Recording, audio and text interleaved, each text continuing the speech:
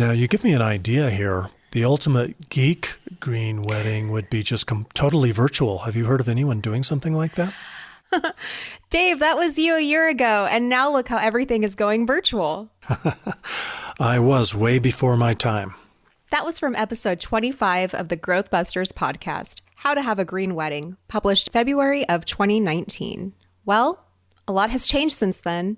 Plus, it's wedding season, or at least it's supposed to be. So we're going to revisit the green wedding idea next on the GrowthBusters podcast. Calling. Call the GrowthBusters. Whoa. Welcome to the GrowthBusters podcast. Here we discuss our society's addiction to growth, and we do our best to chart a sustainable course for human civilization, because we have a planet to save.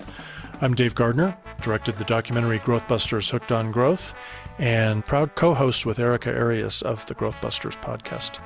Hi, Erica. Hi, Dave.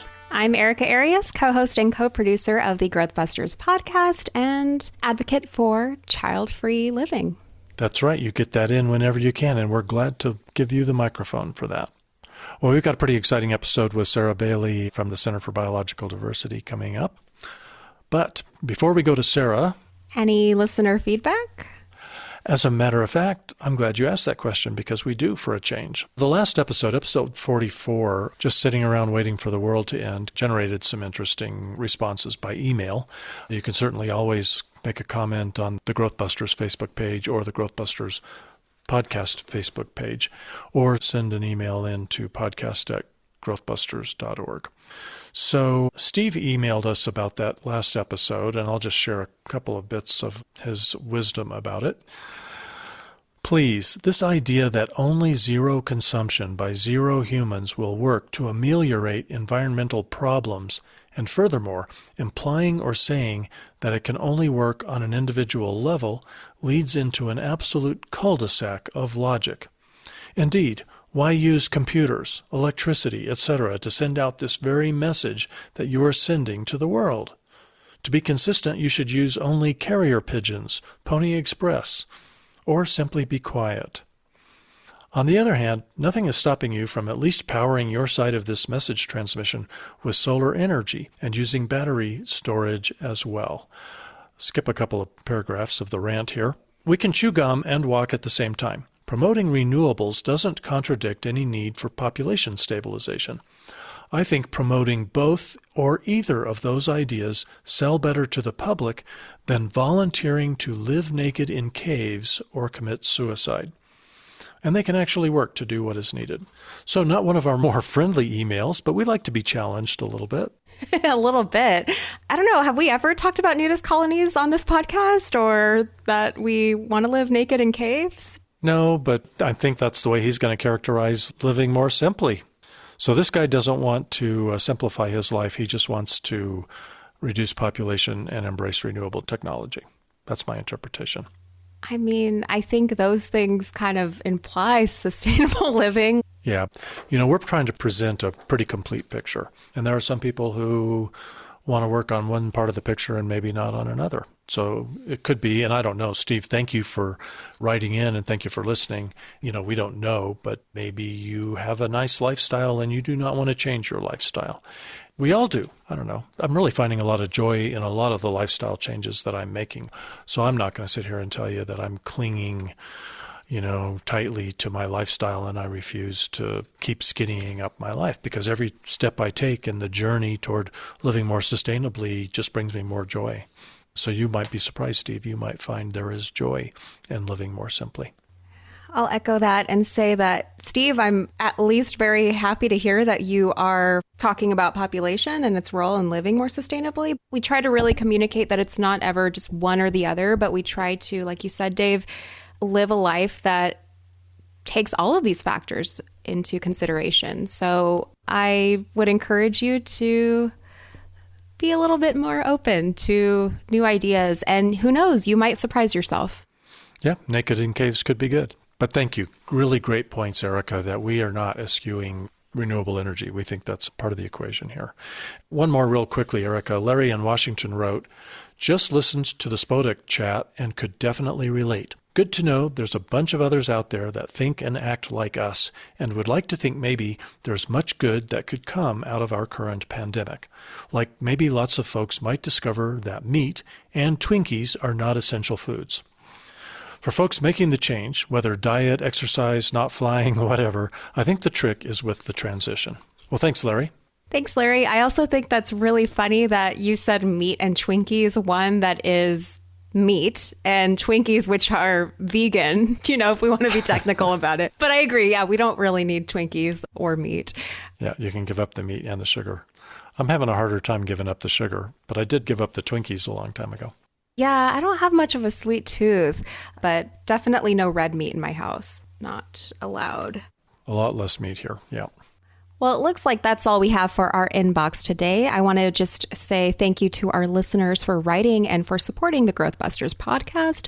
We love hearing from you. Don't forget to send us your questions and comments to podcast@growthbusters.org. Okay, so now for the main event. Let's welcome Sarah Baillie to the conversation. Sarah, it's good to talk to you. Welcome, Sarah. Thanks for having me. Let's see, Sarah, it has been, getting close to a year and a half since we recorded that first episode about wildlife-friendly weddings. And quick introduction for everybody. You are the Endangered Species Coordinator for the Population and Sustainability Program at the Center for Biological Diversity. Condoms Coordinator. Forgot the key word. Endangered Species Condoms Coordinator. Oh, I left that out. Thanks for the correction. She only gets to coordinate the condoms, darn it. I mean, it's a common misunderstanding. People think the condoms are for the endangered species sometimes, which is always a fun correction to make. Yep, that's a good chuckle. We'll ask you for an update on that. But anyway, Sarah wrote the wildlife-friendly wedding guide that was published on Valentine's Day in 2019. You can still find it free at wildlifefriendlywedding.com, and you can order it if you absolutely need a hard copy. I assume they can still order a hard copy if they want it. Yep, we got those as well. So we're glad to talk to you. We wanted to circle back because when you and I last spoke, you had yet to go through the experience of actually being in your own wildlife-friendly wedding. I assume it was pretty wildlife-friendly. Yeah, that's right. Yeah, I got married last June. I mean, I'd done most of the planning by last February, but, got to finally do the thing. And next month, you're coming out with the wildlife-friendly divorce guide, right? No. Funnily enough, people have asked about a wildlife-friendly funeral guide. There's sort of a connection there. It's just like a little less fun to plug, but there are people out there talking about that stuff, which is interesting. Yeah, we did a fairly recent episode of the GrowthBusters podcast. Yeah, our friend in Boring, Oregon. She was quite the expert on green funerals, very enlightening, and was a great guest. So we'll include a link in the show notes since we've mentioned that. Yeah, you may want to go back and check that out. You could refer people to it. Ah, okay. But anyway, that's a lousy joke about divorce, so forgive me for that. So before we start grilling you to find out how that went and what new thoughts you have, I really think we ought to just sort of mention that we planned on doing this episode months and months ago, long before the COVID-19 pandemic, and we thought that kind of early in wedding season, it would be really good to kind of revisit and see how your wedding went and what new advice you might have. But of course now, so many weddings are being canceled or postponed. So if someone's listening and you're dealing with these stresses, I just want you to know that our hearts really go out to you. We're sorry that that's getting messed up a little bit. Yeah, and if you're somebody who has opted for a virtual wedding this season or is maybe doing a virtual wedding until you're able to have your official wedding in the future, whenever that happens, definitely send us your story. We want to hear from you. podcast@growthbusters.org. And isn't it funny, Sarah, in that episode that we recorded over a year and a half ago, I kind of quipped and asked you if anybody was so geeky that they were actually doing a virtual wedding. You were ahead of the curve. And I'm sure they are. Are you getting any stories about that from anybody? I mean, I definitely I keep up on the wedding blogs, just to kind of see where sustainability is being discussed. So yeah, it's definitely been a huge thing. And not even just the weddings, bachelorettes, the showers. I have a virtual baby shower in a couple weeks, which is cool. It's family that's further away that I wouldn't have probably gone to the in-person one. The plus side is it's making it a little more accessible. Kind of like all these virtual events, right? I can go to a virtual event for a museum many states away now. I mean, it 100% sucks if you have to put this off and this was not your plan A, but it's some interesting silver linings you can see now. Yeah, they're saying, I think I read the other day that we're probably going to have lower carbon emissions this year, lower than we've had in 30 years, I think, globally. Yeah, there's been a lot of interesting stuff coming out about that. Yeah. I'm going to try to ask fewer of the questions and make fewer of the comments because, Erica, I don't know whether you even believe in marriage. Do you? No, that's a good question, Dave.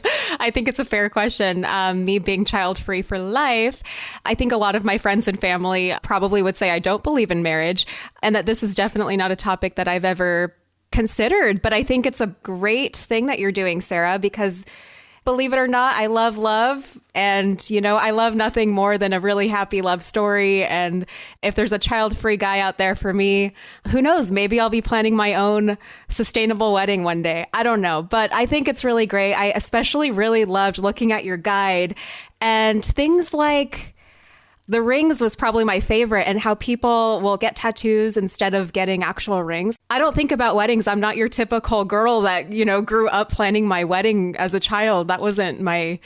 Barbie and Ken weren't marching down the aisle in your bedroom floor, huh? I had a Ken doll, but, I pretty much sent him to work, and Barbie just did her own thing all the time, which is very much my life today. He was more of an accessory in Barbie's life. So if any of you were thinking about proposing marriage to Erica, be warned.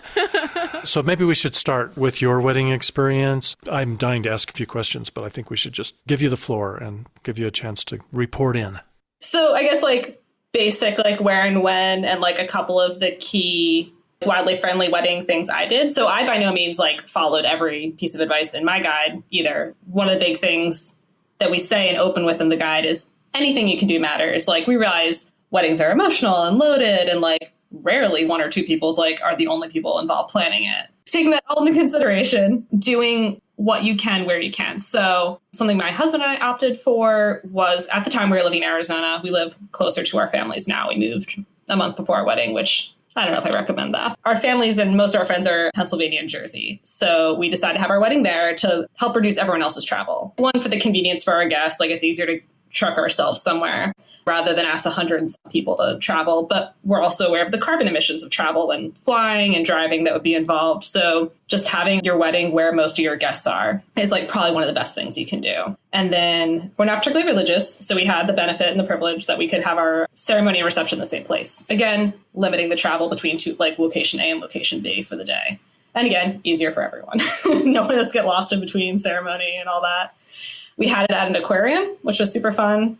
We're both big nature nerds. So we got married in front of the shark tank, which meant didn't need any additional decorations. So that was huge and just nice to not have to worry about some other stuff we did. I got a used dress. So we were living in Tucson before getting married. There's a great boutique there that takes in previously owned dresses and then resells them. And they're actually a nonprofit that use the proceeds to stop sex trafficking. So it's also going towards a good cause. And it's awesome. Yeah, it's win-win-win all across the board. Some other things, opted out of bouquets for myself and my bridesmaids. So I just had a cute little clutch. Then I could have my vows with me. And then I can use it at future events. It's a lot of repurposing. Told my bridesmaids to just get any dress they liked in a certain color. So hopefully they got something they want to wear again. Those are our main things we went with. Now I've forgotten, was it obvious from your invitation that you were doing a green wedding? Funnily enough, the invitation was green itself, printed on recycled paper. We didn't have signage or educational materials about it. That's something I would have, perhaps if I was not also moving right before, I would have expended some energy into that. That's something we mentioned in the guide. It's share and explain to your guests why you're making the choices you are. The one thing we did have signage for our favor was seed bombs. So I made, what you can do is take any kind of native flower seed and you mix it with some recycled paper pulp and you can make them into fun little shapes, dry them out, and they're an easy grab and go gift. So we had a sign saying plant these native seeds and help bees and flowers grow and all that good stuff. So one of the reasons I asked about that is I was kind of curious if it wasn't really overt what you were doing. Did most of the guests pick up on that and ask you about it? I mean, it was over a year of planning. So I'm sure by talking to me, I definitely let them know. I told everyone about my used dress. Because oh, your dress is pretty. I'm it was $50. And this place had other formal dresses. So I got wedding guest dresses. I got my rehearsal dress and I got a couple dresses for like 3 other weddings last year. So I was able to get stuff for other weddings. Like buying used works for like any event, right? Like not just weddings, like being the bride per se. Now, I have to interject here that, a lot of people, and hopefully some people who are listening to this podcast and haven't given up on this episode just because there isn't a wedding in their future, they may be wondering, geez, why are Erica and Dave kind of going down the rabbit hole of this little event with, 100 people or 50 people? How much of a difference is that going to make in the world? And of course, Sarah, and Erica, you definitely know, because I never stop repeating it. For me, it is kind of like the reason you're not having a wedding in June right now in this day and age is because that would be the perfect way to spread COVID-19. All these people come together from all kinds of places and infect one another, and then they go back. It's kind of like a really evil multi-level marketing scheme. Well, having a green wedding, when you can do it, instead of infecting people with COVID-19, you infect them with a conservation ethic. They might not have ever thought of that before, but now they're going to be thinking about that. So you're just offering really great social influence. Yeah, and that's something we also talk about in the guide, because there definitely is this mentality of like, it's your special day. Like ideally, it's like only one day you're doing this, but there are millions of weddings in the US every year. Everyone wants a way they can personalize their day. Your values can be a really great way to personalize it. Yeah, and I was just thinking educating and inspiring people was maybe number 2 or 3 on your list, and just living by your values was probably number 1. Yeah, we're happy to go party at the aquarium, but then there's also some conservation messaging around there as well that helps out.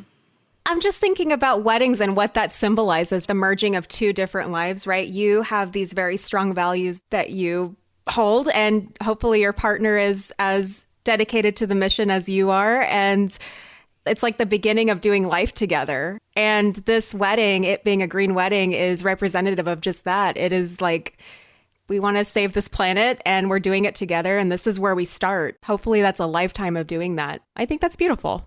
Yeah, it's definitely the ultimate group project.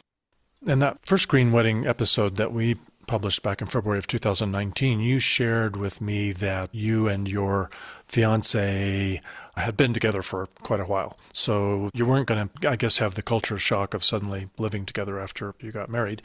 And you also shared that you were a vegetarian and he wasn't. And you had already had a few years to try to convert him. Have you made any more progress? Yeah, I was going to say that was definitely a key point of compromise for us. But since you entered his life, have meals with meat gone into significant decline? Definitely on a convenience level. If we're cooking together, it's going to be vegetarian, but I'm not going to ban it from our kitchen if that's what he wants to eat. And there's really nice alternatives now. We've been having some fun with cooking with Beyond Burgers and the Impossible Burgers now that you can get those in the store.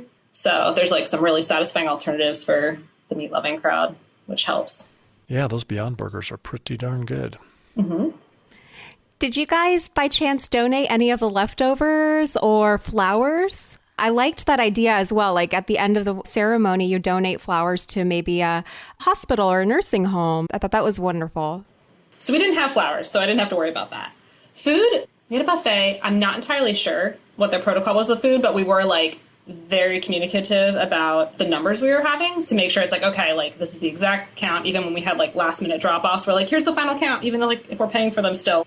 Please only prep the food we're having.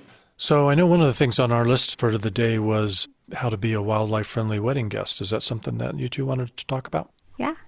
Yeah, I feel that's, most of us probably go to more weddings as guests than as part of the couple. So, or if people aren't interested in getting married themselves, perhaps you're still a wedding guest. So it's a little more broaderly useful information. Yeah, and I hadn't thought about that. I'm not ready to publish my guide, so I'm all ears. What are your tips? Yeah, there's some overlap in the guide itself. So again, starting with the travel side of things, lots of us move away from home, our friends move, or we move multiple places ourselves. So probably more than in decades past, we have substantial travel for weddings now.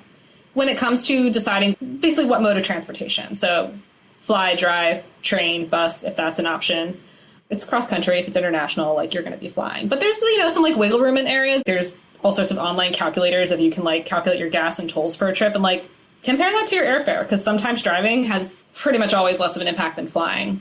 Obviously, there's a little bit of difference with type of car and mileage it gets. If it's like a 6-hour drive, that's easier to pull off with driving rather than flying. And then you got to think about your proximity to an airport. Like, are you going to need to rent a car and ultimately drive somewhere else anyway if you're going somewhere remote? So I feel like many people often, with any kind of longer trip, opt immediately to fly without thinking about the additional steps and like how you might need a car while you're there even to get to the ceremony. So that's a big one. Is just kind of like think that through. Sometimes logistically, certain things work, but just if you have the wiggle room, consider it. Assuming you're going out of town and traveling, your travel within that city. Just exploring your public transit options. You know, often if I'm going to a wedding, I know a few other friends who are going, so like coordinate a carpool to the ceremony, like all Uber together instead of taking different cars. So just kind of that additional coordination step. The more you can group up in a car and carpool is helpful. If you're all flying into the same area, can you like catch a ride to the hotel together, that kind of stuff. So there's transportation. Food is a big one again. So obviously when you're a couple, you're planning your menu. You can decide if it's plant-based or not. Often as the guest, you are also deciding what you want to eat, whether that's, you know, chicken, beef, fish, vegetarian.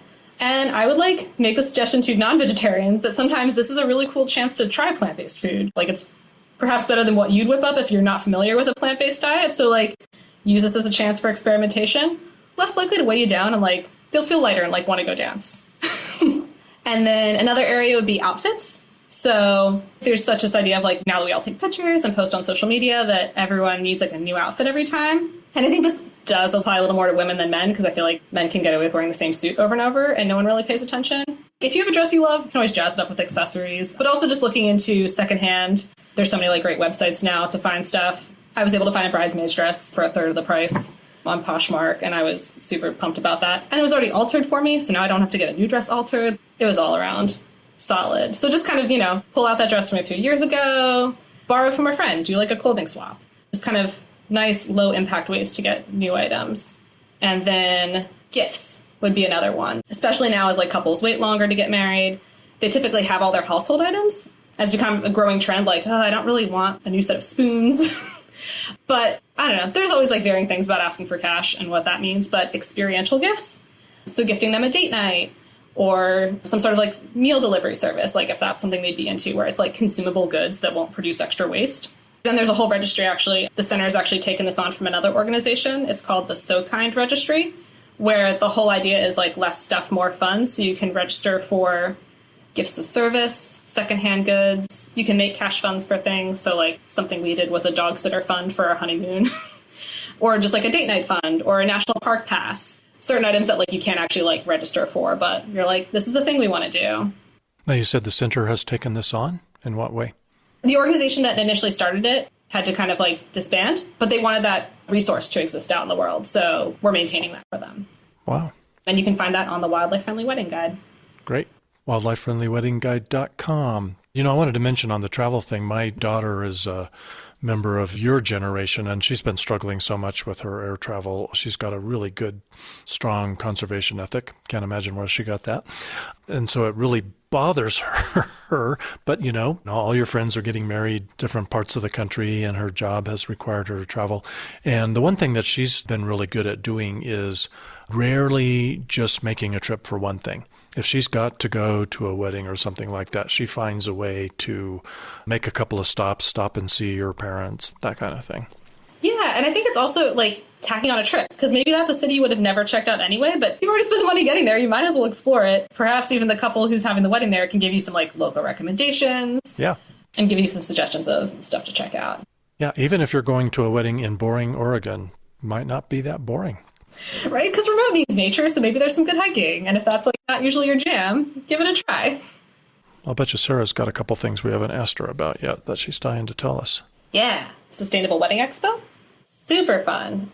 I don't remember if I had gone to it last year before we talked, but I've gone to this twice now. It's the Urban Ecology Center in Milwaukee, Wisconsin hosts it. I would have totally assumed this would be a much bigger thing, especially now of like expos with like a green or sustainable focus. Only one I could find. And they do a really great job. It's all going to be local. I'm the only one who's not Milwaukee based, but I just promote myself as having advice for everyone. But they bring together a bunch of vendors who all have sustainable practices. So it's a lot of plant-based caterers, decoration rental, which is good. Like, I feel like a lot of people don't realize that's like a thing you can rent. They kind of assume they have to buy all the stuff themselves and then like resell it later. There's whole companies who will rent all that stuff for you and probably help with the setup and cleanup. florists who will help you buy local and in season. It's like one-stop shopping to potentially find all your vendors. And then the venue itself, the Urban Ecology Center, it's this beautiful nature center, and they offer themselves as venues. So then you get to see how the space looks all decked out, and it's really cozy log cabin vibes. They've got 2 floors, so there's a nice balcony situation. Really nice to get to talk to couples, especially the ones who are having it, like they maybe have their venue but are shopping around for the rest. And I'm just like, this is going to be awesome. I went to some of the big convention center expos where it's thousands of people. There's like 100 couples who come to this, so they're not burned out. They want to talk. They really want to learn. This is something they're genuinely interested in, and they're just so excited to get the information. So this is great for people in Milwaukee, but it sounds like something needed all over the place. Yeah. Get with the program. Everyone else. Drive the need. Now that I've seen the model, I've like seen where I can explore and like see if this is something that can be replicated other places, because like any city could. So I live in Buffalo, New York now, and there was an expo at our botanical gardens. Not necessarily green focused, but like I was like, well, you're having a botanical gardens. Fits my recommendation, so I'm happy to participate in this. That's like another local one, but like a lot smaller vendors, smaller event than some of the big convention center ones. So that was another nice one. And yeah, what I just keep hearing from couples is like, oh, this information, it's hard to find it in a like comprehensive but also digestible. You can find like lots of little listicles of like 5 things to do. There are whole books, like people have written books, but they're pretty overwhelming. So I feel like I have a nice little pamphlet. It's got some nice pictures. It's got like recommendations from real couples, which I feel like helps ground it. Like, oh, people did this. Here's how simple it can look. I appreciate the recommendations too. I saw like tattoo rings. Yeah, that's a super cool one. That was really cool. And now that I've seen how easily people lose their rings, like tattoo rings are really sensible. Okay, so yeah, the reason why I like that, not just because it was really cool and I had never heard of it before, and I would consider doing that because I actually don't wear any jewelry ever and I don't like anything on me. And so the idea of having a wedding ring to wear every single day just like very like off. And I don't know if that's like my commitment issues or what. I do wear like this is like my regular jewelry, and I've had to learn the hard way of like walking my dog, or like I have cracked my ring weightlifting. I learned they're like not the most durable jewelry. I'm like, oh, I need to take this off, and like, but then like remember not to lose it. The tattoo seems like a longer-term commitment, which may be a good thing. Well, you can always pay to get it removed, although that might really hurt. Your fingers are pretty bony. Well, you did have a good question, Dave. Do you guys engage with other environmental organizations about population's role in sustainability? Sarah, you mentioned in our episode a year ago, you mentioned that was on your to-do list for 2019 was to maybe start trying to see if you could get other environmental NGOs engaged and talking a little bit more about the subject of population growth. Yeah, still working on that a bit. So like the Endangered Species Condoms, something we've been doing with that's sort of like parallel and closest is working with zoos and museums, because it's a conservation issue. So when they have adult-only functions, your after hours for the zoos and other evening events, we often get to table there. We send volunteers and they'll be giving out the condoms, and people love it. And it's nice because like age-appropriate crowd, which is key. And it's an audience that wants that information. And because no one's talking about population, it's new information to the vast majority of the people. And everyone loves a fun freebie. They get a kick out of it. That's brilliant. It's super fun. And then we have some activities that we do at the table that help them better understand their carbon footprint. So that's why I say it's like not quite them doing it, but they're allowing us to participate. So they're giving us access to a new audience, but they don't have to take the heat for talking about population because it's like coming from us. I would love to see these condoms. Like I have one right here. Yeah. One of my favorites. Dave sent it to me in my care package. I would love to see some of these condoms being passed in, sex education programs in schools, high schools, maybe, I guess college. You should hopefully know what's going on. But I mean, because of the state of sex ed, though, like a lot of them don't. Exactly. I did a presentation to a college class. So not unlike your daughter trying to make the most of trips while I was in Milwaukee, I also, for the wedding expo, I then also did a presentation for our college class there. And it's funny because like I'm also super desensitized to talking about this. So I forget some people can be a little shy about it. And then when I was getting feedback from the students, they're like, well, yeah, we were a little like tense at first. And then, oh, the humor helped. I was like, oh, I'm sorry. Like I didn't mean to like... stress anyone out. But yeah, that's really good. And we've done some work with Planned Parenthood. Yay! Yeah. So I brought the condoms, and so these kids, they're like advocates at their schools for sex ed and access. Like they like know the deal. But the whole population and endangered species element was totally new to them, and they got a kick out of the packaging and everything. So we talked about and safe sex is also good for the planet. So just that's something good to keep in mind, even when you get older and, want to start planning your family, just something to consider. Is it true what I've heard that Center for Biological Diversity is offering free emergency at-home deliveries of endangered species condoms during the shelter at home? We have adjusted our distributions. Yeah, unfortunately, most people are handing out at events or on the street. This is not a time to be handing stuff out to strangers. So we have said if you have ideas for how to give them out in a safe, socially distanced way, we're happy to still help. We did a photo challenge for Earth Week. Instead of getting the big box of condoms for an event, we sent a package of 4. So if you participated in that, that was a nice way to get a little stash for home. It's interesting to see how it's adapting, and we're trying to figure out what works best with that. So I was talking about with these zoo programs, there's a zoo in Pennsylvania, they're doing their big fundraiser, and we had given condoms for in-person events before, and they are doing a virtual gift box type thing. So if you get a ticket, there will still be things to access online, but you get a little goodie bag, and the condoms will be a part of that still. So that message is still getting out there in a socially distanced, safe way. So if somebody is kind of anticipating that in the future they're going to be ready to be a volunteer distributor, are you still accepting orders for these, or have you kind of put it on hold? Totally, yeah. We still encourage people to sign up, because even if it's ideas for the future, and then if you have an idea for now, to do it safely, for sure, essential services like health clinics that are still open, if they would like them, we will absolutely send them. Yeah, we're definitely still want to work with people, just trying to be very conscious, because we want to make sure we're projecting the right recommendations to our volunteers as well. And they have a limited shelf life, so you don't want to order them and then have to sit on them for a year. Yeah, exactly. I mean, they're pretty good. The batch we have is good for a few years, but yeah. Actually, do they have expiration dates? Let's see. They do. And Erica, we know that box is empty already. Unfortunately, I wish I could say that, Dave, but being under lockdown, it's been a very sad, lonely time. Not just for me, I'm sure for a lot of people. Sorry. So sorry.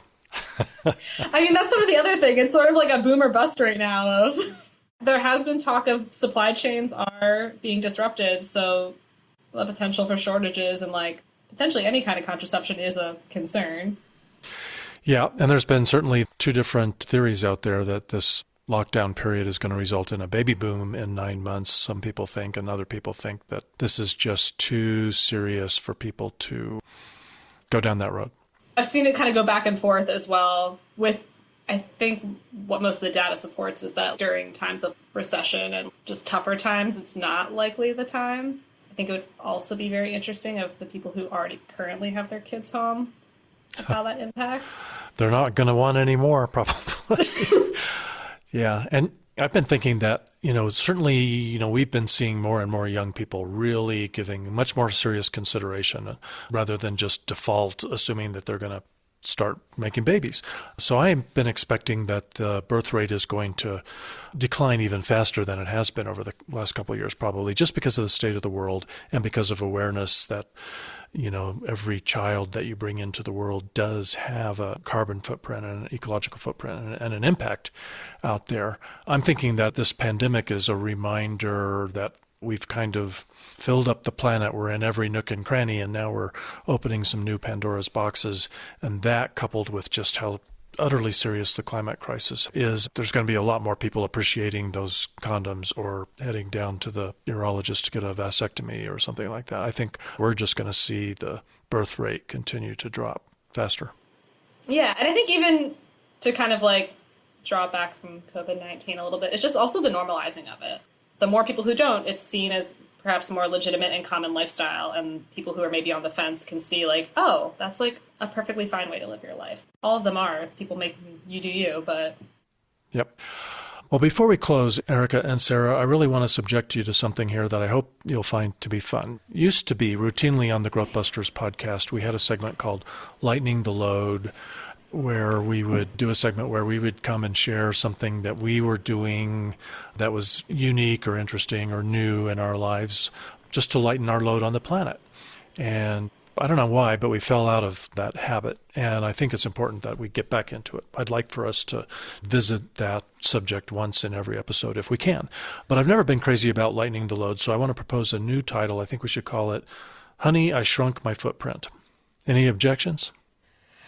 Probably one of my favorite movies in the 80s was Honey, I Shrunk the Kids, because when I was a kid, I used to call it Honey and I Blew Up the Kid.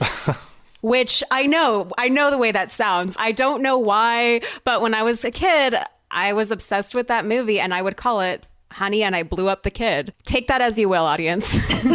We'll just keep doing plays on like great 80s movies with questionable science. We're going to look back on the 80s as some kind of cinematic heyday, I think.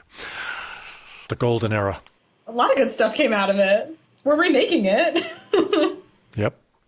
So who wants to go first? We should let our guests go first. Okay. So I appreciate the heads up, because I don't know, on the fly, I would have perhaps struggled. So at least what I think is like my more like creative one is learning how to cook with food waste more, which is not as gross as it sounds. I was gifted a really fun cookbook for Christmas that is basically using your leftovers. So instead of going a full cooking show, like a couple like easy examples for people, saving your vegetable scraps in like a freezer bag. And when you like fill up the standard like gallon size bag, you stew it in water and you make veggie broth. So it's like you think about all the veggie parts, like the ends of onions, the tops of bell peppers, like you peel stuff, you save all those scraps. So you're keeping them out of the trash. And then veggie broth, super easy. Just like pour the water, you let it simmer for a couple hours, like with a little bit of seasoning, and then I just throw it in mason jars and then put it in my freezer. So I'll get like 10 cups out of it. So pretty much always have it on stash. It's like self-fulfilling because then as I make new batches of things, I get new veggies for the broth. No packaging. One less thing I have to get at the store, which like we all could use more now. No one wants to go to the store. One I hadn't that's a little weirder is like if you juice an orange or lemon, so when you're like squeezing the juice out for like dressings or cocktails or something, saving the rind. And you can like boil those down and blend them up with like almonds, and I made a cake out of it. It was really good. Just kind of figure out how to use all the bits, so less trash and getting, more use out of the food I'm already buying. Now, is there a little bit of a recipe for how to do that? Just for the broth? That one's like all over the internet. So if you just Google like veggie scrap broth. Okay. Very cool. You make soup with it, or? Yeah, like whatever I need a broth for. Like, I mean, I'm vegetarian, so I just use veggie broth for everything that calls for any other kind of broth. But yeah. A+. Great debut for the returning segment. You want to go next, Erica? Yeah, I'll go next. All right. I'm still in the process of trying to sell my car. I have a few buyers that are interested. I haven't yet made the move because I'm still waiting to see what's going to happen with school and so there's just so much uncertainty, but I'm pretty close to finalizing a deal. And I guess with that, I've been driving less. I think that's pretty easy to do right now because I don't really have anywhere to go. That's been nice. I've been driving less. I'm selling this car. It feels like things are moving along, but I think the cooler thing, and this wasn't even something that I chose to do. It just sort of happened to me, but it's pretty cool. So I have an iPhone invisible shield, like a screen cover so that I don't chip my phone. I have been using the same old one for months. I chipped it and I just didn't want to buy a new one because I said, well, it still works. But it got to the point to where it just got really, really raggedy and it started getting pretty sharp. And so I'm like, okay, this isn't safe anymore for my face. So I should probably just get a new one. They have a warranty program. And the last time I sent in my screen cover, I had to basically what you do is because they have a warranty, you send in your old screen cover and then they reimburse you for whatever that you paid for. It ends up being a free one. You purchase one screen and then it's just a lifetime warranty. But this time I got this packet in the mail with my new screen. It was great. They asked me to not send in my damaged screen cover. And they said because they want to lower their carbon footprint. And I thought that was really cool that I've been selected as part of their warranty process improvement program. And they're testing this program out in an effort to shrink their carbon footprint, the Invisible Shield company. So if you don't have an Invisible Shield, you should get one because I thought that was just really cool. Like, hey, step forward. Small thing, but they all add up. They all add up. And it helps your phone last longer, so you don't need to get a new phone. Exactly. Yes. Okay, so mine is not a new one. This is something that I've been doing for quite a while, but I thought it would be worth bringing up just because of our time, the time we're in, what's going on with the way we might be having to deal with going out to eat for a while. And that is just never idling in the car. The experts say if you're going to be sitting still in the car more than 10 seconds, you're better off to just turn off the engine and then restart it when you need to go. And of course, frustrates me sometimes. I see people who, ran into someone in the parking lot or in their driveway, and they're having a conversation and the motor's running and they think they're going to be 60 seconds and they end up being in this 10-minute conversation, and that engine is running, and it is just, it's a complete waste. So I make it a point never to let that happen. But I'm thinking now, when you might be, picking up a takeout order, or maybe even dining out in your car, because you're not ready yet to hang out with a crowd of people in a restaurant. You might drive to your favorite restaurant to support them, and they bring the food out to your car, but you wanted to go out to eat. And I think people might be tempted to say, well, we'll just sit in the car and have lunch or dinner. When I do that, and I'm trying to do that on my bicycle more often, but then my wife and I have to go find a park to sit on the grass or something because we can't sit on the furniture and we don't have a car to sit in. But if you are sitting in a car, unless it's like 90 degrees out there, there's no reason you can't roll down the windows and turn off the car and have a nice in-car picnic. So I thought that this was a good time to think of kind of extending that no idling commitment. That's a great one. Well, before we close, I want to mention that the film Planet of the Humans ended its month-long free at-home screening in mid-May, because we're recording this episode right before that ends. We don't know whether they extended it or what happens next. But on May 19th, GrowthBusters and World Population Balance co-hosted a webinar to discuss what the film got right and what we should do about it. If you missed it, we'll put a link in the show notes to this episode of the podcast so you can go watch the video replay. Just wanted to let you know about that. And that brings us to the end of another exciting episode of the GrowthBusters podcast. Don't forget to explore the issues at growthbusters.org. Be sure to check out the Population and Sustainability Program at Center for Biological Diversity, one of our favorite environmental organizations, because they are not afraid to talk about the role of human population in pushing other species off the planet. If you think this podcast is important, subscribe to the podcast on your podcast app and recommend it to your friends. Thank you to all of our listeners for offering your support, for giving us a job that we love to do, and for helping us do this very meaningful work. This is the time where we really need to stick together and save our planet. Yeah, we might be inventing the new normal. And thank you, Sarah. Thank you so much for all that you do and for doing your part for green weddings. Thanks so much. It was great to be on. Thank you, Sarah. All right. Well, I'm Dave Gardner, reminding you that friends don't let friends miss the real story on sustainable living.